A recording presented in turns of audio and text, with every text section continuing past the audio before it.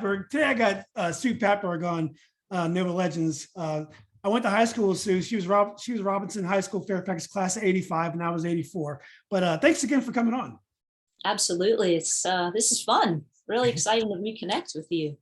Yeah, it's been a long time, and I wasn't sure you remembered me. I was a little bit shy in high school, but I definitely knew who you were. We probably haven't seen each other in almost 40 years. Oh yeah. Oh yeah. No, and as I said, you were unforgettable because you just had such a genuine smile. You're always happy. You're always so friendly, even if I don't remember you being shy.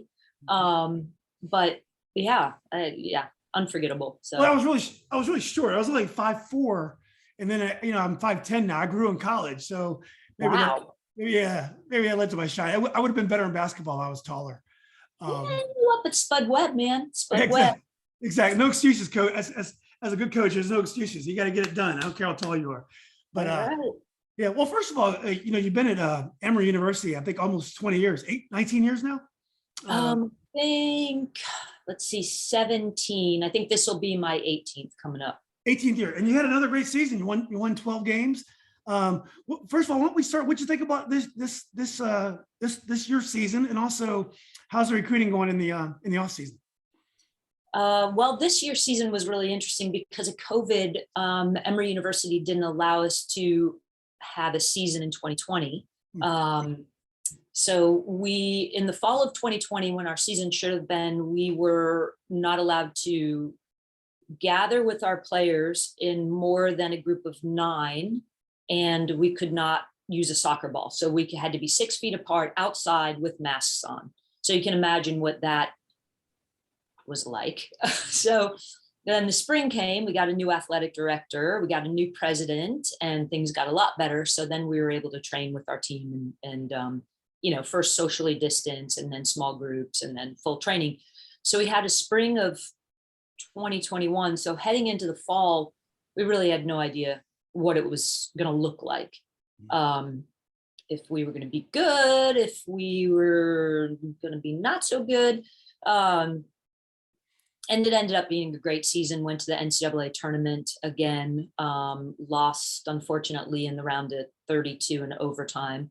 But, going from not having a season to a season was fantastic, remarkable. The players were super resilient. So. Yeah, well, that's great, Coach. And is it beginning to work itself out? Because I know everyone's getting an extra year of eligibility. There's probably a log jam of players. Maybe some players just want to graduate. If you have players that are actually paying to go to school, they may not want to take an extra year and play soccer. Who knows? But how is that affecting your roster and also your recruiting for next year? Yeah, it's been really interesting because at Emory we're Division III, and it's a pretty big price tag to go to school here. And most of our student athletes graduate in 3.5 to 4 years. All of them graduate in 4 years. We actually had 2 that stayed and played. One took a gap year from med school. She was one of our starting center backs, captain. So she stayed, and then a starting center mid who was getting her master's of public health. She also stayed. So that was fantastic. In our current graduating senior class, we don't have anyone staying, but we ended up with a large freshman class. So we graduate 9, we have 10 incoming freshmen, and then we have 3 Masters of Public Health transfers that have a year or 2 of eligibility. So that's been very different for us. Because like you said, they are getting that extra year, but they want to get their master's, and Emory's Masters of Public Health program is fantastic. So yeah, we're benefiting from that for sure. Yeah. Now, the girls' Division III environment, I know like in Virginia, the Division III schools here are really good. I mean, it's schools like Washington Lee, Mary Washington, Christopher Newport, they can compete with all but the very best Division I schools, in a particular game. Right. Is it like that in Division III in girls? Yes. I'm sorry, women as well. Very much so. Women, yeah, very much so. Actually, Christopher Newport women won the national championship I believe it was this past fall, 2021. And that is very much the same case here. The thing that Division III attracts is you have a real academic student, and at the highest conferences, level in the highest conferences, and I think our UAA is one of those, you get kids who are turning down Division I scholarships at mid-major schools because they want the academic experience that Emory or, these other really strong Division III schools can provide. So it's very competitive. Yeah. Well, I was talking to Carl Racine. He's the Attorney General in DC. I went to law school with Carl, and he was telling me he went to Penn. And so he figured when he went to Penn, because it was, non-scholarship, that he'd have no problem getting into the starting lineup or, right away. But he said, it's funny when these schools are, everyone's paying, once they're in there, you have a lot of folks try out. It's no skin off the program's back if they try out.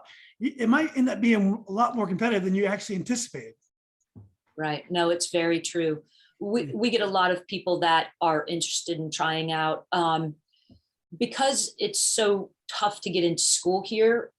It's super competitive. Academically, we try to recruit into the early decision so that our students are recruits apply early decision, and that's a November 1st deadline. So in order for that to happen, we really are getting out there at the top showcases across the country, and we're really recruiting them to come and play here so that we have our class in the middle of December. We're done, we know what our class is, so we can move on to the next year. Yeah. Do you ever, when you're recruiting, and I guess, the showcase environment is an amazing place because you can get like probably 40 games in one day probably, or something like that. Do you ever get kids like players like, wow, she's so good, she's probably going to be Division I? Or do you just try to keep tabs on everybody because you never really know, who's gonna look to play Division III? Right. Well, I tell you, we get a lot of emails about attending these showcases. So those emails are coming from kids that understand what Emory University is about. A lot of them are referencing, I want to go to med school, I'm interested in the sciences, I want to go to your business school. But so we'll hone in and watch them. But while we're standing there, we're still looking at the rosters, we're looking at the GPAs, and we will go after those kids that didn't write us. It's a lot harder. But no, we will absolutely go after them. And I have to tell you, a big coup for us is that our new assistant coach is Kat Whitehill, and she played for the U.S. women's national team. And I've known Kat since I was an assistant coach for the under-21 national team. So, you get an email from Kat Whitehill, former U.S. national team player. So yeah, we've gotten more interest from players that might have just been like, oh, Emory University, and delete. Yes. So Well, you're a great coach. You deserve to have that kind of attention. Are there some do's and don'ts for emailing coaches, college coaches out? My son, plays here at Yorktown, and he didn't really get involved in that because, it's just so hard to play even Division III. You might end up at a school you really don't like just because you're playing soccer. But they were encouraged to reach out to some schools and things. He did a little bit of it, maybe lip service. But what are some things that you recommend that people do, and things they definitely should not do when they're trying to contact coaches? well, I think the mass email is definitely, and you can tell at a school like ours, we can absolutely tell because they don't talk about academics, they don't talk about their GPA, they don't talk about AP classes or IB classes. They just, talk about their accolades or where they're playing. So we can tell that pretty fast. It's always, the kids are usually horrified, but sometimes they'll be emailing someone else and they'll forget to change, dear coach, and it'll be someone else. So, that's a tough one, but completely understandable. I think just really narrowing it down. And like you said, the school for the school. Aside, you're injured and you're still walking around that campus. Do you love it? Academically, is it what you're looking for? Is it the area of the country you're looking for? Is it a big school, small school, rural, in the city? So I think just doing some homework on that, and like you said, finding the right fit instead of just mass emails. Yeah. That works in almost no marketing, I don't think. Do you guys have like a transfer portal that you hear about, like, for basketball and football, you hear about in the news all the time? Does soccer have that as well? 100%, yes. Okay. And it is. And I think too, they've slowed it down. Recruiting is slowed down in Division I. They've put in some rules about contacting. So before, kids would commit freshman and sophomore year, and then they'd get there. Maybe it wasn't what they expected, and they'd transfer. Now they've put a lot more rules in place. So I think you'll see less of that. But with COVID, that transfer portal is blown up. Yeah. So. Well, You have 9 freshmen, I think you said. And We will have 10 in the fall. wow, that's huge. Now, so in basketball, I follow the basketball kind of recruiting world up here pretty closely. And one thing I'm hearing is when they have a choice between high school kids now, the coach has to decide, well, if this kid can't play right away, he might be able to play as a junior. But if he can't play right away, he may even transfer. It's so easy to transfer now, he might not even be around. So they end up saying, well, I don't know how much time I want to spend on these high school kids. Why don't I just go to the portal and if I'm at a Division III school like Emory, I might get a really good player and a good student from University of Georgia that really wants to a change or whatever. But I notice you have a lot of freshmen. Is it getting easier just to maybe just go right to the transfer portal and not give freshmen a chance? Yeah, I think for you've got to have amazing patience to go into that portal. And that's not one of my strengths. So the other thing about Emory, so I have been in the portal and I've tried to email kids and I got nothing back. The transfers that we actually have found Emory because of the Masters of Public Health program. And so I'm pretty excited about them and about that. But I think in terms of effectiveness of time and time management, I don't know that the portal would be a great place. It's kind of like a black hole. There are so many people in there. So actually it's funny enough because my assistant coach Kat, she's like, I'll get in that portal. I'll look around. I'm like, okay, great. Have at it. But for me personally, it's not so much where I spend my time. But well, good. Well, so it seems like what you're saying is if you're selling Emory as a great school and experience, and I think at that level, it's not going to be like these basketball kids that are looking for the best experience and want to play as much as possible. You're talking to the players that are going to fit into what you're trying to do, and they want to go to Emory University. So it's probably a little bit less of a issue with a academic and great Division III school like Emory. Right. And I mean, one of our transfers coming in this fall is a starting center mid from Division I school and plays for her country's national team and just was in the CONCACAF qualifier. So for us, that's really exciting. But it's because our Masters of Public Health and our soccer program is good. Mm-hmm. But so she wants to come and continue to be able to play at that level. Well, we can make both those things happen for her. Yeah. And we're going to get to your background a little bit, but I am curious. So when you coach Division III soccer, is it tactically any different than Division I soccer? Because you obviously you coach at the University of Minnesota, and you also coached at Georgia, University of Georgia. So is it tactically a much different game, or is it, or the game has probably evolved at all divisions, but is it basically just good soccer? I think it's just good soccer. I will say, I think some of the differences are you're at the very top Division I teams. For the most part, there is a level of athleticism in every position on that field. In Division III, you find that your athletes maybe aren't as durable, and you definitely have athletes, but maybe not 11 on the field at the same time. Right. So, you might have 1 or 2 players that can hit a ball 50 yards, but your entire back line can't hit the ball 50 to 60 yards. Mm-hmm. So there are definitely differences that play into your style, but I think the tactics, the ideas, they're all the same. Mm-hmm. They're all the same. You just have to play to the strengths of your players and figure out what that chemistry is and where they all fit on the field. But yeah, I believe it's the same. Do you find the coaching, just the coaches that you play against, just as tactically astute and just as competitive as at the Division I level?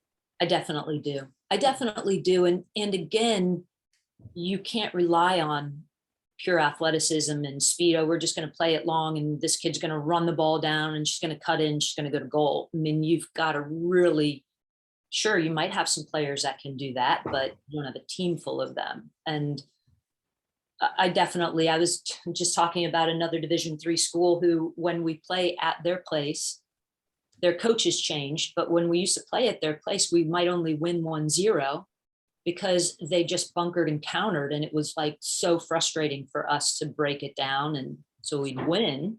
They have a new coach. Now they play much more opened up. So now, there's more goals to be had, but definitely. Yeah. Well, getting back to your Northern Virginia roots, what do you think it is about that area that's produced so many amazing coaches? You got I don't want to leave anybody behind because there's so many, but you got yourself, you got Julie Cunningham. Obviously, we got Jill Ellis, national team coach. There's Amanda Cromwell is at the Orlando Pride, I believe. Our good friend Barb, coach at University of Minnesota as well. I mean, there's so many folks. I know Liz Pike is a Shenandoah. I can go on and on and on, and I'm leaving people out. But what do you think it is about our area that produce so many great coaches? I think Washington, D.C. just pulled us all in there. All of our parents, so many of them worked for the government. We're in the military. We came from all over the place. I think we're, absolutely ahead of our time compared to the rest of the country. And yeah, luckily we had amazing coaches and people that really cared about developing us as players and investing in young girls, and young women. Yeah. So growing up, did you always live in the Fairfax area? I did. Yes. We moved there from Miami when I think I was like 4. I turned 5 and that summer before I started school, and lived there the whole time. Yeah. And how'd you get into soccer? Gosh, well, my older brother and sister played. My brother was more of a football player, but my older sister played, and I think my parents were just like, okay, yeah. And, I think back about my first uniform, and it was a heavy cotton shirt that was 2-sided. It was reversible. It had gold. I played for FPYC. It was I was going to say, it sounds like FPYC. Oh, yeah. And I loved it. I mean, I just fell in love with it. Of course I wanted to play football like my brother, but that was, out of the question. So yeah, I just fell into soccer, and that was that. And it was only soccer. You didn't play basketball or softball? No, actually I played basketball. My soccer coach actually said, you should play basketball. So I started playing basketball in maybe 7th grade. Mm-hmm. And I played through, I think 9th grade, I played JV basketball at Robinson, got pulled up to the varsity team for playoffs. But all those plays, Julian, I could not ever get it right. I was always doing the wrong thing. I was fouling out of games. So yeah, after that, I just played for fun. And then I played field hockey, also started that in my freshman year and played that all 4 years. And that was really fun too. So you probably had Coach Waddell in field hockey and basketball, right? I think so. Yes. Yeah, exactly. Oh my God, I had that older coach before Coach Waddell. Yes. Yeah. God, Mama Moats. We called her Mama Moats. Yeah. She opened the school. She was there when it was opened. Oh wow. Yeah. She was there. No idea. Yeah. So you talked about your parents a little bit. Were they the crazy kind of sports parents we see today? No, thank God. They really weren't. So my mom was pretty athletic growing up, but no organized sports. My dad was definitely in sports. They grew up in Detroit, moved all over, settled in DC. But no, my parents were super supportive. And, my dad, they would get excited for the games, traveled everywhere with us, cut up the oranges, did all that stuff. But if I had a good game, you had a good game. And if I had a bad game, well, it wasn't one of your best, but boy, you really kicked that ball hard, or boy, you really tackled that girl, or some such thing. But yeah, no, they were just super supportive and just paved the way and said, never got involved about, you need to change teams or you need to go to this club. It was such a family. It was such a family, the club team environment. What kind of sports parent are you? Is it tough being a coach? And I know you have 2 boys. Right. Do they play sports, or what kind of sports parent were you? Yeah, no, my husband was a pitcher in baseball. So they played baseball, they played soccer, and they played basketball. And our youngest actually even played lacrosse a little bit. So they both settled in on soccer. Although my husband and I kind of think like our youngest probably would have been an incredible lacrosse player if he kept up with it. And our older one was a pitcher, tall, like 6'4", could really throw it. But they both just gravitated toward soccer. And it was interesting because one played for the DA and he kind of burned out, the younger one. The other one played National League. He went on to play all 4 years in college. And he was on a team. So he played 2 years at Queens in Charlotte, Division II. Then he transferred to Rockhurst. And when he got to Rockhurst in Kansas City, really, really good. Like went to the national championship Final Four, I don't know, 3 or 4 years in a row. So he gets there and he was playing at Queens. He's not playing at Rockhurst. And Kurt and I, we would still tune in. We'd watch the games online. He'd call after the games. Did you watch it? Oh yeah. You know, we talk about it, even though he was on the bench. But the really neat thing was their team went to the Final Four his junior year. And he was a guy, you know, when you go, there's only a certain number of roster spots and so certain number of players that can dress out. And the fact that he got to dress out, he got to be on the sideline. And we celebrated that with him because he was so excited about it and so pumped that we just were like, you know what, let's not make it about anything other than him enjoying the experience of going to the banquet and being, you know, that's amazing. Then his senior year rolls around and he's starting and he's playing, you know, left back, center back. So, you know, I think parents can really influence the experience of their players, of their kids, if they try to make it about something other than just enjoying being there. I don't know. That's my take on it. Yeah, and we're going to get back to your background again. But did you learn how to be a better sports parent from the parents that you've had to deal with through the years? Definitely. I mean, you know, at club games, Kurt and I would always go and we'd be kind of down on one end, away from all the other parents because, you know, we just kind of had different lens. And again, my husband was a college baseball player, and he works in sports, but we just have a different lens, you know. Yeah. So we just kind of try to stay to ourselves. Yeah, and you also mentioned Division II. We didn't talk about that. What kind of players go to Division II? Like, I know that Division II is a great opportunity for some because they get financial aid. Some folks, sometimes the Division II schools aren't academically as have the reputation quite like some of the Division III schools. Right. That might seem counterintuitive, but what do you find about Division II? What kind of players go there in the women's game? Well, we scrimmage during preseason in the spring. We play all Division II teams because they're just great competition and they're close by. You definitely have overall, again, athletes, technical players. They're strong, they're physical, and they're talented. But yes, maybe they're not quite the same academics as an Emory University or a UVA, you know, those types of schools. So I think that's just, and it's kind of a niche. Those Division II schools are a bit of a niche, but you know, they're very competitive, and for us, they're great games. Well, getting back to your playing career, who were your earliest influences? Like when you think about it, you know, we couldn't watch ESPN, we didn't have YouTube, there was no Premier League on Saturday mornings. You know, I went to Diplomats games. Maybe you caught one of those, but we saw very little soccer. Maybe the World Cup would come on. So who did you learn how to play soccer from? It's probably just folks in the area that were good players. 100% folks in the area. You know, I used to watch Soccer Made in Germany on Sunday mornings on television. That was like you said, you know, Diplomats and then occasional games, but really it was Soccer Made in Germany. And then, you know, John Ellis, huge influence in me. My own club coach, who was a mechanic and his daughter played on our team, and he just coached us and figured it out. He was a huge influence on me.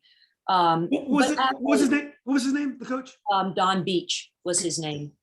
Thanks. Don Beach. So he coached me for a really long time, and then I got into high school. And then I was kind of exposed to, and especially at the end of high school, heading into college, I started working John Ellis's camps.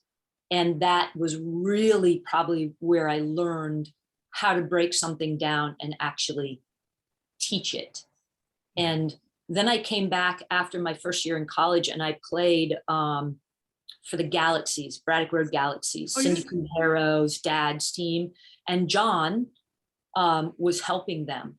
And again, my college coach was very good, but then he also was really a big influence in teaching me. Now I'm not a coach, now I'm a player, and he's teaching me as a player. Then I get into college, we butt heads up against UNC. And as much as like Anson Dorrance, when I was a player, I was like, would see red. I'd have to say, I get this chance, I go into national camp, and now I learn a ton more from him. And so this nemesis of mine is now also another person. And now, I'm getting further into my career. Anson honestly opened the door for me at University of Minnesota. Now I'm getting these opportunities, and I'm getting in with Jill Ellis as the assistant for the under 21 team. I'm learning a ton from Jill, who's, obviously her dad influenced her, but just watching her interact with the players, coaching, all of it. Then Jill moves on, moves up into the full team. And then Jerry Smith at Santa Clara takes over. And now I'm exposed to his style and I learn a ton from him. So I just feel incredibly fortunate to have had these people in my path that have really influenced my entire coaching career. And then I was thinking about that question. And I have to say that even now as a coach, your players really influence you. And you get to know these kids over the course of 4 years. And by the time they're seniors, you're pretty close to them. And it's amazing how influential they are in your career and in the way that you coach and in the way that you communicate. Yeah, it's a very interesting kind of evolution. All these great coaches that you've talked about, and you're a great coach too. When you think about how much the game has changed, and it's changed unbelievably. If you watch video, like I was watching video of Kim Crab play, the game is just so different. The way people receive the ball, the movement, definitely the skill is different. But do you think a good coach back then would be a good coach now, or has the skill set changed? Like for example, in football, it's different to coach in American football then it is now. Like the Vince Lombardi, the rough type, it's a little different. The game is so data driven. It's just you still have to be a great leader of people, but it's different. What do you think about that? Is the coach back then still a great coach today? Well, I think they are. If you look at those guys, Anson Dorrance, Jerry Smith, Kurt Swanson, there's so many of these guys who have been in the game a really long time. You have to constantly be open to learning. You have to constantly be, like I said, evolving your own style to keep up with the game, because otherwise you're stuck in the dark ages of playing, stoppers and sweepers and all these positions that don't even exist anymore. Now we're talking numbers, the 7-11, the 9. So you have to be a student of the game. And as long as you're going to be a student of the game, you're going to evolve with the game. But if you're not, then you're going to get left behind. And that's not going to be so great. It's funny that you said that. I reconnected with my good friend Tommy Nicholson, who was a star player at Lake Braddock. You remember Tommy? He was a Blue Jays player, and we were just talking. And we played Little League football together. And I hadn't talked to Tommy in just like you, 40 years or more. And so I said, "Yeah, my son plays soccer. I didn't play any." And he said, "What position does he play?" He said, "He plays the 6." He said, "What's that?" And I was like, "Tommy, you're one of the greatest players of our generation in Northern Virginia. You know what the 6 is?" He's like, "No, I have no idea." I said, "Well, I guess you guys probably call it the stopper or the sweeper, but it's the defensive center mid." Right. But it was funny. He didn't even know what a 6 was. So, yeah. It's changed so much, the way we talk about the game so much. Sometimes you have to clarify, or you're talking about, are you the number 6 or you play the 6? Because it's very different. It has changed. Well, going back to your career, what club team did you play for? Did you stay with FPYC, or did you end up like everyone else going to Braddock Road? No, I stayed with FPYC all the way through. Played for the Scramblers. Nice name, huh? Yeah, all the way through. And right, when BA and Jill and all those guys were playing for the Bluebells, you know, I remember BA being like, you should come over to our team. You should come over to our team. And I was just like, yeah, I can't do it. So I stuck with them, you know, for all the way through high school. Would you have had to play up? Were you a 67 or were you a 66? I I'm was trying to tell your age. 67. Yeah, no, I was a 67. So Yeah. the ODP part, the state team part, was where I kind of had the different overlaps. Like one of my best friends, Kathy Cassidy, she played at West Springfield. Oh no, she played at Lee. Her kids went to West Springfield. Anyways, when we played, I didn't play with her on the state team until my senior year because she was a 66 and I was a 67. So yeah, I would have had to play up to play with the Bluebells. Yeah. Who are some of your scrambler teammates that I may know? Kathy Cotton. Oh, Kathy's on there. Cool. Yeah, Janet Repke. They both played at Robinson. Sure. Becky Roll, she played at Robinson. I want to say Kathy Reeder, she played at Robinson. Those were probably the main ones from our team. Kathleen Owings. Oh, Kathleen. We Yeah. went to senior prom. We went to senior prom together. Yeah. Oh, did you? Oh, that's Yeah. awesome. Yeah. That's awesome. We're good. We're still good. We're still good friends to this day. Oh, that's so great. Yeah. Yeah, those were probably my main ones that you would know. Maybe the name. So in high school, you played for Jim Rike, and Coach Rike is very typical for that day because there wasn't a whole generation of soccer people out there. And Right. Coach Rike learned to be a very effective and winning soccer coach. And I believe his background was wrestling, if I'm correct. Wrestling and football. In football. And he took on the Robinson job, and his record is unbelievable. I think he won at least several state championships, right? Oh, yes, 100%. Yeah. I mean, really amazing if you stop and think about it. I mean, it's funny that you used to say wrestling because we used to go in the wrestling room and we would do fitness in the wrestling room. We'd be like running, doing piggybacks with each other, carrying those dummies. You know, there were some hills up we would run the hills. I mean, I think we did like wrestling and football fitness for soccer, but he was incredibly, effective coach and long, impressive, successful career, really. Yeah. Well, how important do you think high school is?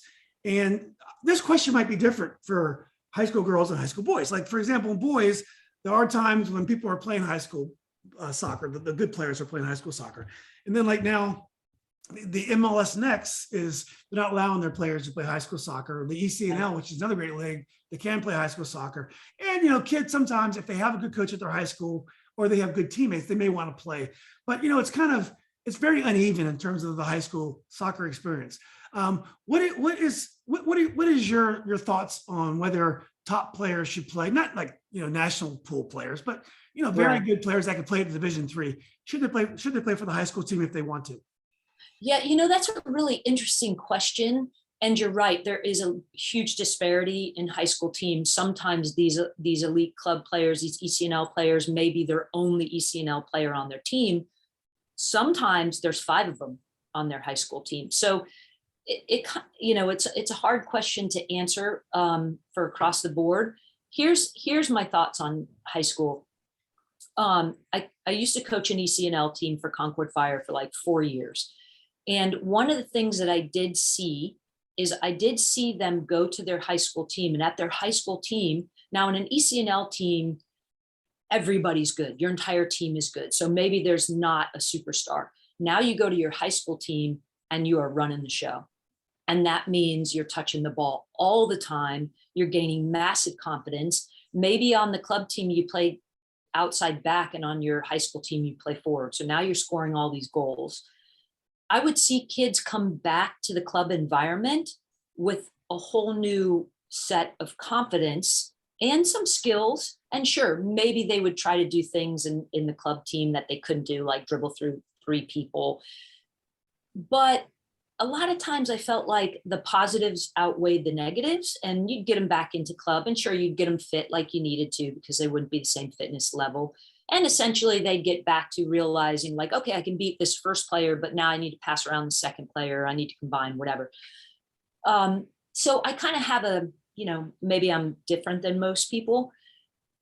The other thing is with our two sons, they went to St. Pius High School. And at the time, St. Pius was winning state championships left and right. And their high school team was so good and their coaches very talented. So for them, their experience, and on the girls' side, that St. Pius High School team is amazing too. So,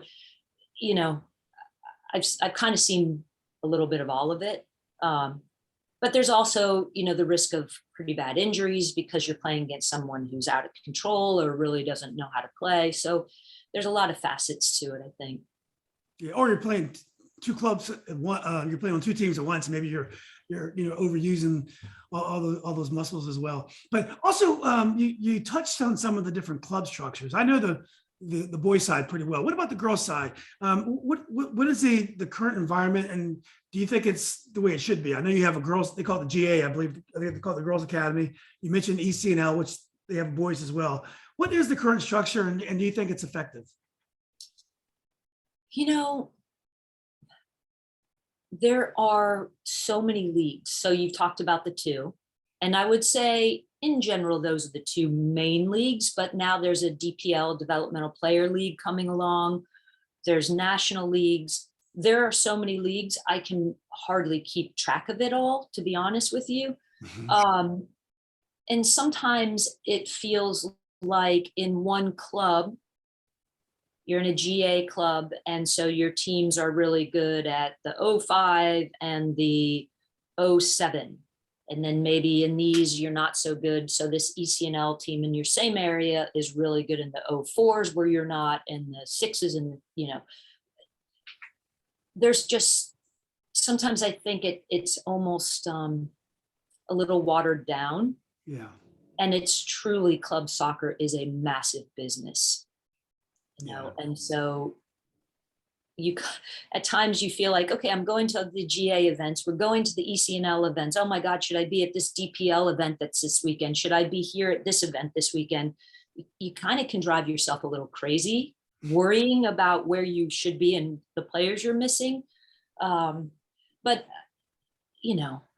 I think if it's kind of like, I've only ever really heard of UAA basketball in the summers, like that is the league to be in. I think if there was something like that in soccer, it'd be pretty amazing. Sounds like you long for the WAGs days of yesteryear, Yes, where there was one select team and everybody on the top played for it and you knew who they were. Now you've got, ECNL, so-and-so blue and white and South and East, and oh my Lord. Yeah. It's a lot to keep track of. Yeah. Did the Scramblers accomplish big things? We did early on. We definitely did. As we became juniors and seniors, it was a little bit, I think we still were winning state championships, maybe going to regionals, but it was getting definitely tougher for us because there was another club that my friend Kathy actually played on that was very good. Oh gosh, I'm drawing a blank on some of the kids that were on that, but we did early on. Yeah. Definitely had our fair share of winning the Robbie tournament and all these, now defunct tournaments. Yeah. Well, you end up going to UMass. Why did you decide on UMass? Now, obviously, UMass was a huge program at the time. I know one of my friends, a pretty good friend, Holly Helmuth. Holly. Yeah. I used to follow her pretty closely. She was a great player there as well. So I know they had a legendary coach. I just can't pull the name. So anyway, how'd you decide to go to UMass? Yeah, so I was recruited at really, I looked at William and Mary a little bit, but I wasn't that kind of an academic student. So that probably wasn't going to be my top choice. Really looked at Central Florida, NC State, George Mason, UMass were my main four schools at the end of the day. And I visited them for different reasons. I ended up choosing UMass, and at that time, those were the big soccer programs. NC State was kind of just getting going.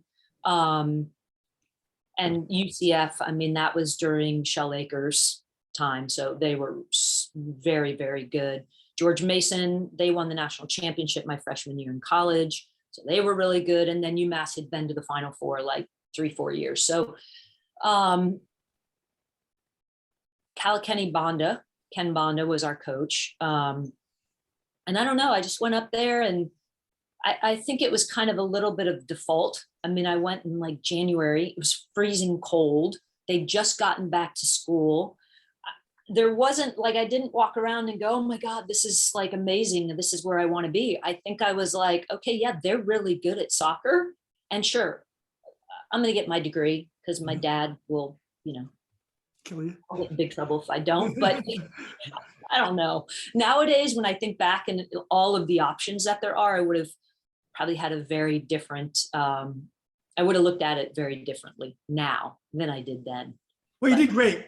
You did great, but my guess is you probably would have gone to warmer weather. I probably would have gone to warmer weather, but yeah, I mean, seriously, because, there was no dry fit. You're running around in snow with those big, heavy, we call them grays, but they were, champion sweats, right? So Yeah. you're carrying another 5 pounds of snow that's sticking to it. It's funny. What did you learn from Coach? Is Bonda? Was that his name? Bonda. Yeah. What did you learn from him, and what was his style? His style, I mean, I think it was a winning style, clearly. Again, putting pieces of the puzzle together. We played back in the day a stopper sweeper. Our left back, Debbie Belkin, who went on to play for the full women's national team, was our leading scorer from the left back position. We did a lot of playing out of the back and passing patterns to goal. And I don't know. I mean, I learned how to, win, really. We were just so competitive, and we would grind. I mean, we'd play these 1v1 games to big goals, and you were just constantly grinding. And he was also the track coach. So we were in unbelievable shape, running fartleks, and oh my God. So yeah, I probably got my big fitness as a coach from him. No question about it. Yeah.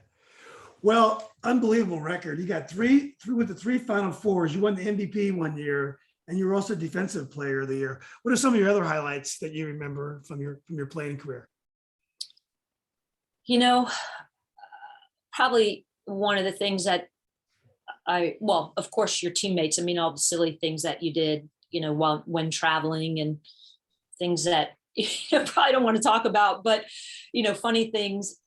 But I think one of the most amazing weekends, and also one of the toughest to take, was our junior year. We hosted the national championship in November at UMass, and our first, I think it was like Friday, the weather was amazing and it was beautiful. And we played in our football stadium, which was really weird. We had great weather. The next morning we wake up and the weather had just turned for the worse, and the temperature dropped, and it was Cal Berkeley, Central Florida, UNC, UMass. And we played UCF in the semifinals, Michelle Akers. We ended up winning. I can't remember if it was 1-0, 2-1, doesn't really matter, but we ended up winning that game. And just the things that you remember, the field was frozen solid. You had to kind of like put the ball down and play it as quickly as you could on a free kick or a corner kick, because it was just rolling. The ground was hard as a rock. And, the things that you remember is trying to mark Michelle Akers, who was 5'10", amazing in the air, played for the full women's national team, and just figuring out we basically like boxed her in. You're putting one in front, one in back, one to the side of her, and you're trying to take her out of that game. But just the details of those things that you'll never forget. And then, of course, the next day, we end up losing to UNC 1-0, seconds left in the game. And it's just a heartbreaker. So, those are like, you're on the highest of highs and you're in the lowest of lows in 24-hour period. But Well, at least we can be happy for your friend Anson Doris with that last second goal to beat you in yeah, that part. Yeah. So, well, look, you have this great career, and like every great player in Northern Virginia, you got into coaching. But when you think about it, like in today's game, there is a path for women to play professionally that they didn't have right. back when you played. Do you think if you in today's environment, if you would have graduated now, you think you would have taken a shot? My guess is you would eventually ended up in coaching, but do you think you would have taken a shot and tried to play professionally? 100%, 100%. And now looking back, when I was coaching an assistant coach at Colorado College, I had a year at University of Maryland after I finished school. Then I went out to Colorado College and coached like a year and a half, 2 seasons out there as an assistant. And what I didn't realize, what I kind of found out while I was there, but never really stopped to think about it, was that some of their players were playing in Japan. Japan had a professional league, and they were getting free housing, they were getting paid, they were getting meals. Now, I mean, I got catapulted into the head coaching world really early. But now when I look back, I kind of wish I would have been like, you know what, I'm dropping everything and I'm going to Japan and I'm going to try to play with those guys. But my career took off and I went in a different path. But 100%, because even after I graduated, I was still playing on a women's team. I was playing, back then there were Olympic sports festivals. So I was still playing. Even when I was coaching at University of Minnesota, I was still flying to Long Island to play on a women's team that we would play like in nationals in the summer. So no question, I would have definitely tried to continue to play. I also think in today's game, there are real opportunities for women to play pro. I mean, you think about even like even 10 years ago, a DC United on the men's side player didn't make a whole lot of money. So if you played 5 or 10 years after your playing career is over, you still have to go out there and find a career and make a lot of money. But I think on the women's side, I think this league, we have a huge population of girls that play soccer, and we have a women's national team that's got a huge profile. I think that this thing's got a lot of potential. And there's also so many ways and endorsements and other ways that the women athletes can make a lot of money. Do you see that real potential as well? I do. I definitely do. And as you know, we tried a couple of different times and the models kind of failed for various reasons. But I think absolutely learned from that. And this league that we have now is so viable and it's really taking off. And as you can see, they're expanding. So I think it's super exciting. The other thing too that's making it more competitive is there's leagues in Europe to compete with. So now if you want a player to stay, you're going to have to come to the table with a better contract for them to stay. And I think that actually also helps our league to try to keep our own players here in the United States. Yeah, I think one thing that gave the league even more credibility is when Jill Ellis and Amanda Cromwell. Amanda had a very awesome college job at UCLA, and obviously Jill's accomplished about as much as a coach can accomplish. When they threw their lot into the NWSL, it just gave it so much more credibility. Absolutely, and then even when you see, celebrities now owning teams and Mia Hamm's owning a team, and I think that does as well because that's strong financial backing and to help these teams go. Super exciting. Yeah, so you mentioned a little bit about being an assistant coach at Colorado College and also Minnesota. Is that right? Oh no, University of Maryland. So when you started coaching as an assistant, that's a very low-paying job, I'm sure back then. You're probably on the road a lot recruiting. Did you think, I like this, or did you think, well, I don't know if I could be able to do this for a long time? Oh, I absolutely loved it. I mean, I was going to make it work. It's kind of funny because I was only an assistant at Maryland for 1 year because it was an interim position. The men's coach was the head coach, and I met him when I was playing an Olympic sports festival. He was coaching, I was playing. So he's like, hey, I need an assistant coach. What do you think? And I was like, okay, sure, I'll give this a go. So that was literally my first opportunity. Then I'm in the summer, I get an opportunity to go to Cornell as an assistant coach, but they are really paying nothing. And I got to run the aquatic center, which I know nothing about. And I'm kind of like, yeah, I don't think I can make that work. So I reconnect with my former assistant from UMass, Carl, and he's the interim coach at Colorado College. And he's like, Sue, I can pay you for 3 months. I can give you free housing. I can pay you for 3 months. Do you want to come out? I'm like, heck yeah, Colorado. I packed up my Jetta. I drove out there. We lived in the Springs. Carl, his wife, Mitzi, his brother, who was also the assistant coach, his girlfriend, and me. It was like I had my own little mini family, my brothers, my sisters. Anyways, 3 months later, we're in the Final Four. We're, super great experience. So then Carl, I can't remember what month it was, gets offered the full-time job. So then that 3-month job parlays into another year. And then at the end of that second year, the University of Minnesota calls and's like, hey, you've been recommended by Anson Dorrance, along with other coaches, of course. And we're like, are you interested? Oh my gosh. It's really funny because at the time I was dating Kurt, my now husband, and he was a commissioner of a Division II athletic conference.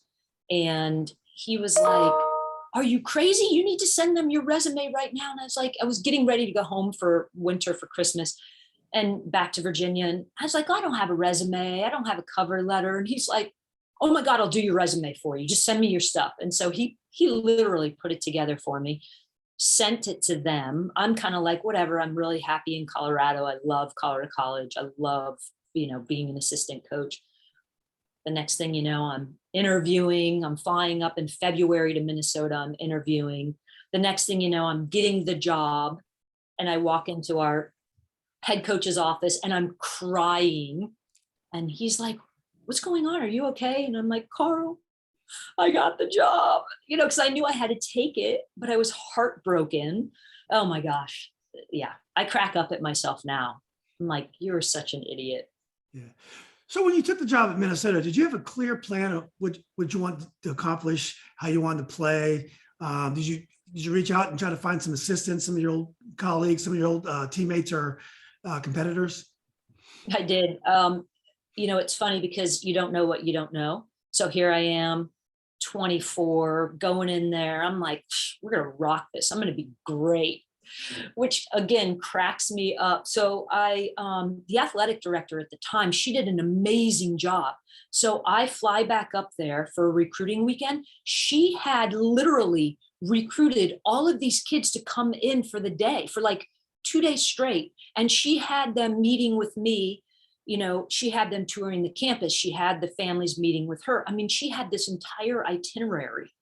So when I got there, they had a club team. So of course I had a bunch of those players, but she literally recruited pretty much the first class into University of Minnesota. So that was amazing. She'd laid all the groundwork for us. And then my first assistant coach was Lisa Gosley, who I grew up playing against. And she was the assistant coach at UMass my senior year. So I called her. I'm like, do you want to come out and be my assistant? So she came out for 1 year and then she got the head coaching position at Washington State. So then I called Barb Wickstrand, BA, and was like, what do you think? You want to get into coaching? So then BA and I were up there and, as you can imagine, we had so much fun because we didn't know what we didn't know. And we were young and unaware and unafraid to just get out there and see what we could do. Well, I believe you've developed a reputation as a defensive coach. Is that something that you were determined to implement right away, or was that just how it evolved? I think it's just how it evolved, and I think that again, I was really influenced by Ken Bonda, my college coach, because he would call us the back four, and the back four never subbed, and the back four was like, he'd say the back four and we knew exactly where to go and we'd just get in there. So I think some of that probably is his influence. And then of course, being a defender, you can't give up goals. But it's kind of funny because I'm actually a risk taker. I love to get our outside backs forward. Sometimes I'm like, you know what? If we look like a 2-5-3, I'm really okay with that. And so sometimes I'm very greedy. 1-0 is just kind of like for me. So it's kind of funny that, yes, we do have some very good defenses, but I'm actually definitely a risk taker offensively. And did you coach against Coach Ellis at the University of Illinois? Because she had to be there about during that time, right? Or is that after? I can't remember, but I actually think we did coach against each other maybe for a year or two before I went to University of Georgia. Okay. Yeah, it's so crazy. I know, Jill, and our paths is just, weaved in and out. It's amazing. It is crazy. Well, what do you attribute your incredible success there to? I mean, look, you're an awesome coach, but 5 NCAA tournaments, you had high national rankings, and you're voted coach of the year. I mean, you caught on pretty fast. Yeah, I think this just really fits me. Fits who I am as a person, what expectations of the student, part of the student athlete. I just love this university. I believe in this university. I believe in our athletic department. I really love that our players can come here and achieve on the field. And the thing about these guys are, if they're going to be on the field, they're going to give their very best for that time, because they're thinking, I've got a paper to write. I want to be involved in student government. Oh, I've got that research project. I've got all of these other things that I could be doing and want to be doing. But if I'm here in soccer, darn right, we're going to be as good as we possibly can be. So the motivation is there when they step onto the field, and academically, they're amazing. So there's never that piece of you're not going to class, you're failing out, you're whatever. So that never is an issue. And they're incredibly interesting. When you sit around the table at dinner, they're not looking at their phones. You're not having to tell them not to look at their phones. They're, we're having interesting conversations, funny conversations. It's just, it's really refreshing. And every day I love coming to work, and every day I'm sad when our senior class is graduating. I think you're very lucky. I'm sorry, go ahead. No, I just going to say, yeah, it just really fits who I am. Yeah, my biggest regret in life is I never became a coach. I mean, I coach AAU and other stuff, but all I ever wanted to do when I was young was coaching, and it just never worked out for me. But anyway, there's still time, Julian. Yeah, it's still time. Well, before we get to the University of Georgia, you just reminded me when you're talking about eating dinner with your team and getting to really know them. Are there things, and you coached the national team at the junior level for a while, and I talked to Jill about this, Coach Ellis about this. When you coach college, you own that relationship for 4 or 5 years. I mean, you recruit them, so the parents and the player are part of your lives. You don't have academic problems as much, but you're going to have ups and downs. You're going to have, you got people that have challenges. They're growing up. They're getting heartbroken in relationships. All these things that go with how we grow up. If you're a national team coach, you coach the players, for a couple weeks at a time. You have a tournament, and then they're gone. And if you don't like that person, you don't ask them back next time. You don't have to. You don't really have to build these relationships quite as much. And you don't have to really beg them to come either, like you do in college. And then in the pro game, it's a little different in that, there's someone that's handling the recruiting aspect, like the management aspect. You're pretty much a coach, even though you can be involved in that as well. When you think about the 3 levels, it seems like the college really fits your game. But what do you think about the other levels of coaching, the coaching pro and coaching national team? Yeah, I think now if I were to go back and be a youth national team, whether it's an assistant with the 21s or the head with the 16s, I think my approach would definitely, I would work harder at building the relationships with them, even in those very short periods of time. Because you are with them every minute of the day, but you're also planning the next thing, the next session, you're cutting film, you're doing a lot of other things. And I think I would have tried to be more present in those moments that I was with them, and not be thinking about, the next thing. So I think I would approach that a little bit differently now, in retrospect. and I think it's different when you're the head coach and you're the assistant coach. As the assistant coach with the 21s, I did feel like I had a little bit better sense of who they were, and maybe a little closer relationship. For college, you explained that already, but for the pros, I was just talking with somebody and they asked me, would you ever want to be a pro coach? And I said, yeah, I don't think my personality would really lend well to that, because you are dealing with professionals with demands and expectations and brilliant players with a brilliant tactical sense. And that didn't bother me so much as like just that trying to get that chemistry together. And I don't know if I'd had enough experience to do with that type of level of a player to do well in that arena. So yeah, that's a whole different deal. I think it would be really fun and enjoyable, but yeah, I'd have to learn a lot to do well there. That's interesting how you described it, because that's almost why in Europe they call him the manager, because you already have players that are tactically really aware. You're just trying to, find a style of play, trying to, tweak their physical condition, all those things. Whereas a coach is a coach. A coach is inspirational. He's improving their technique. He's teaching about life.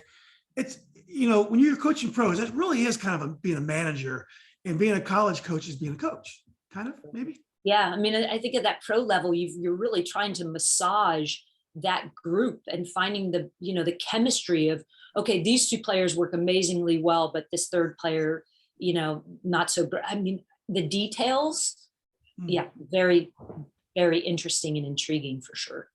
Well, let's get to Georgia, because I know I've used a lot of your time here. This has been great. Why did you go to Georgia? I think I read it had something to do with your husband getting a job down south, but how'd that come about? Well, I think I was kind of at a place where I was a little ready for something new and interesting. And so that kind of, again, fell not into my lap, but, reached out and do you have interest? And I think it was exciting and new and different, as I said.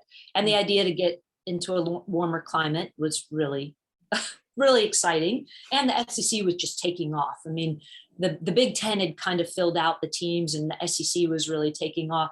So, yeah, we just went down there and got a little wined and dined. The second time we went down, I got offered the job and I said, can I bring my husband down? And we actually oddly flew down. I think it was like Christmas Day, and got down there and, trying to find somewhere open to eat dinner.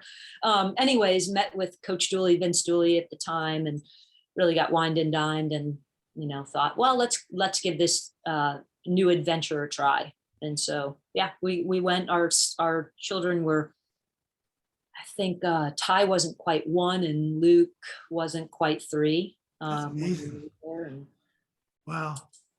that was an interesting experience for sure. Yeah, it sounds like it, and busy too. What was Coach Dooley like? Legendary coach. A legendary coach. I mean, kind of one of those guys that's really interesting. He loves history. Huge history buff, huge Civil War buff, big into arbors and trees. And I just, had been to their house a couple of times and just walking around and, oh, this is our red leaf maple and this is that. And at the time I was reading some Civil War books. I like historical fiction. So I tried to connect with him like that. But yeah, just different than anyone I'd ever met, kind of iconic, really. Did you and down here, football felt different down here than it did even at the University of Minnesota, and definitely different than growing up in Northern Virginia. Not that football wasn't big in the Robinson games, but it was different down here. Yeah, football there is like the Premier League in soccer. Yeah, it's a whole different thing. Did you learn anything about coaching from him? From Coach Dooley, not so much. Not so much. I got to tell you this kind of funny story because you're going to laugh at this. So the volleyball coach and myself were new, and we get down there, and in the summers they go to, I believe it's Sea Island, and they have The board of directors comes in and they go to this resort and they have a weekend. They play golf and they bring in the big donors and they kind of have this big weekend. So the volleyball coach and myself, we have to give a speech to the board of directors and kind of basically like who we are, what's our vision for the program, what our philosophy is, et cetera. I am not one to do public speaking, and we're in a boardroom, so it's not like I'm speaking to hundreds of people, but I am freaking out. So Kurt gets up and he's off playing golf with everybody, and I'm getting dressed and putting on a dress, and I'm so nervous. I don't eat anything. I just drink coffee. I go in there. I'm standing at the podium. I'm talking to all these gentlemen sitting around, and all of a sudden, Julian, I am blacking out. Like, I don't know if you've ever passed out before, but you can feel it coming. Your ears, you start to hear this bad sound, and my vision's getting blurry. And I look over at Coach Dooley and I'm like, I can feel I'm starting to sweat. And I'm like, I'm so sorry, but I need to step out for a second. I get out of the room. Thank goodness there's a couch right there. I sit down on this couch and Mrs. Dooley, she comes out and he comes out, and I am like trying to get it together. So they get me some water. I get it together. And Coach Dooley, he's like, all right, you good? Okay, you got to get back in there. You got to finish this off. You got to finish this off strong. You ready for this? Okay, let's go. I had to get back in there and finish it off, and I did. But just that kind of like, I think that was a moment, like a real moment of, hey, you got to suck it up, so to speak, and get back in there and finish it off. So yeah, it's just funny. He treats you like one of those ball players that come to the sidelines and had his bell rung. He's like, get in there and finish the job, Coach Patberg. 100%. Yeah. So you had success. You got to the finals of the SEC, and you got to the second round of the NCAA's one year. But then you decided to go to Emory, where you've been for the last, I guess we decided 17 years. So right. What was the decision-making process? And were you excited to coach at the Division III level? Georgia was really, I think, here's what I think about this entire career when I look back on it. I know I wouldn't appreciate Emory in Division III had I not had all of those experiences, because I wasn't ready before then for any other experience except the top level, the Big Ten, the SEC. I would not have been happy leaving Minnesota and going to Division III. It would not have even been a consideration. Georgia was fantastic. It was just a really hard time. I mean, that was when my career just went crazy. I was going in with the 21s. I was, coaching with the 16s, but my kids were 1 and 3, and, and it was so hard. And I was never there. We had a nanny that lived in our house, and it just became so much that, like you said, we'd have a great year. We'd go to the SEC finals, we'd go to the NCAA. And then the next year it was like crash and burn. And I couldn't really sustain it and do a great job. Like I was either all soccer and no parenting, and then I'd try to parent, and it was just so hard. So when Emory came around, it was like the best of all worlds for me. And I'm so grateful for this opportunity. God, well, you made the most of it for sure. Why don't we end and Coach Patberg, this has been great. Thanks a lot for doing it. I've been trying to get you on for a long time. I'm so glad. Yeah, thank you to Barb Wickstrand, my good friend Barb, for doing this. But just tell us about some of your high points at Emory. I know you've had a couple great players on an unbelievable run. I think you won 70% plus of your games since you've been there. But how about some of the greatest moments that you've had? Oof. Well, I mean, it's funny, all the moments that for some reason I attract buses that break down. So all the moments through all my 17 years, even in Italy, our bus broke down. But, all of our players joke about that through the years of those times when you're on the side of the road and you're going to miss your kick around. And so you're doing some jog and stretch up a hill and, you're dodging routes, and just all of those funny times, or sitting in an airport waiting for a flight, or, those are absolutely the highs. One time when Hurricane Sandy hit and we were driving back, it took us like 2 days to get back. We had to drive the bus away from Hurricane Sandy because our flights got canceled. I mean, just those things that you will never forget, as much as you'll never forget going to the Final Four and losing 1-0 to Wheaton. I'll never forget that either. But, you know, it's all those moments when you're in it together and you'll look back and say, we'll always have that. Sure, I remember the big wins and losses. I remember the NCAA tournament games, like, you know, going into extra penalty kicks against Carnegie Mellon to go to the Final Four and being like practically sick on the sideline and not being able to watch, you know, those moments, or, you know, winning 2-1 in the semifinals. I mean, those are always there, but it's all those other in-between moments that I think I cherish and love just as much and are my highest of highs. No, well, that's great. Well, this fall, I'm gonna make sure I catch you guys online. And do you guys ever play in the DC area? Is there any? Do you schedule? No, you know, we don't. The closest we get up to Lynchburg sometimes, because and we've been to Christopher Newport. We haven't been to Johns Hopkins, but one of these years I hope to get up there. They're a very, very good team as well. So yeah, no, not so much. We're kind of in our conference. We're all over the place. And then this fall, we're actually headed out to Seattle to play some West Coast teams. So yeah, even before COVID, D3 Sports always had a great job of having things available online for parents to watch their players. So I could probably catch almost every game online anyway, the way things work now. Yes, for sure. So well, anyway, Coach, look, again, I really appreciate you doing this. This has been a lot of fun. I love talking soccer. And I mean, you've accomplished so much. Definitely one of Robinson's finest. So I really appreciate you doing this.